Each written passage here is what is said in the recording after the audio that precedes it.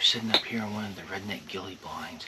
It is October 18th, and we're going to do a quick little video before our hunt on the best days to harvest bucks, mature bucks, in the middle to late part of October on into that early November time period. And right here at that 18th, really for the next 4 or 5 days, depending on if there's a cold front, is a good time to really stay pretty conservative on your hunting unless you've got a rock solid game plan. But we've got a pretty big cold front coming up here in next week. On Wednesday I'll actually be in the state of Oklahoma, and then Thursday I'm going to be making our first trip up there to Kansas and see if we can't get the job done in either one of those states here for the season. But basically anytime in that mid to late part of October, if you can hit a cold front there from say the 17th on, then I would definitely be starting to hunt those mornings. Those bucks really should be getting up and going here before too long.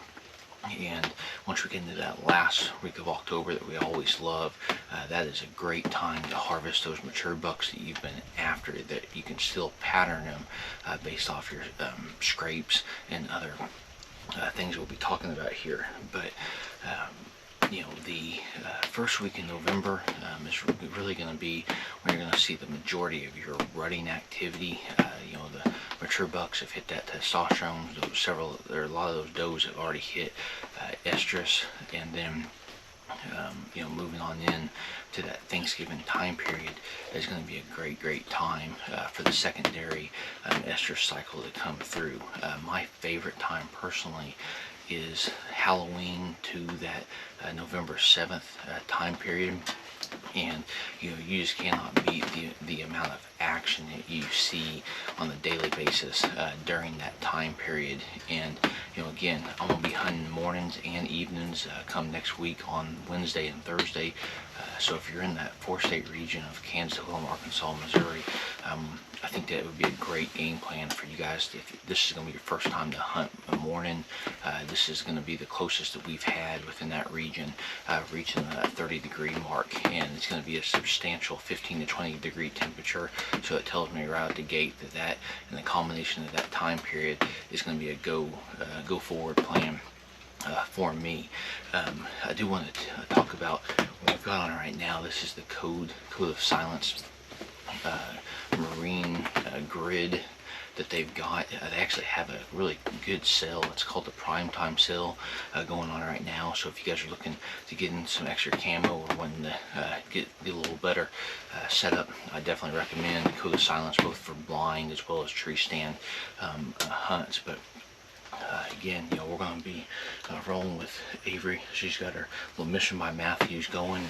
I'm going to be rolling with the Canon. I just got the new 20 by 8 or 200 by 80. So we're going to see what we can capture tonight and hopefully take you guys on a great hunt.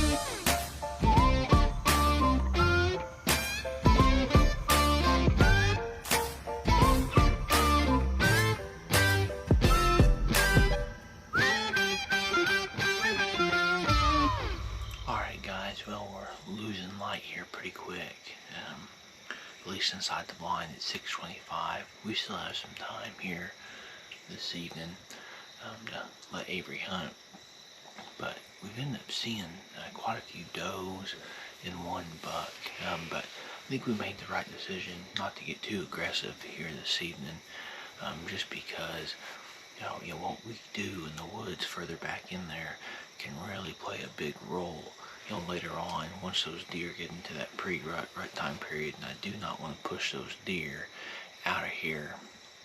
That should be my very last resort. But overall, I think we saw 15, 20 antlerless deer, and then you got your opportunity to shoot, didn't you?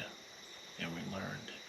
And that's the big thing here, is both Avery and I learned that doe, she ended up, Avery made a really good judgment call on that deer, but that deer dropped, and that's something I had not thought of with her bow set up, at 25 yards, 30 yards. I've always just been accustomed to put it on there and, pull the trigger, and the rest of it takes care of itself. But with that lower draw weight, it was pretty crucial in regards to making sure that what we're going to do into the future. And I think instead of aiming lower, I think what she can do is she can use her first pin and let that deer drop right into that. I think that'll work out good. So I'm going to go ahead and get quiet for the rest of the hunt and see what happens.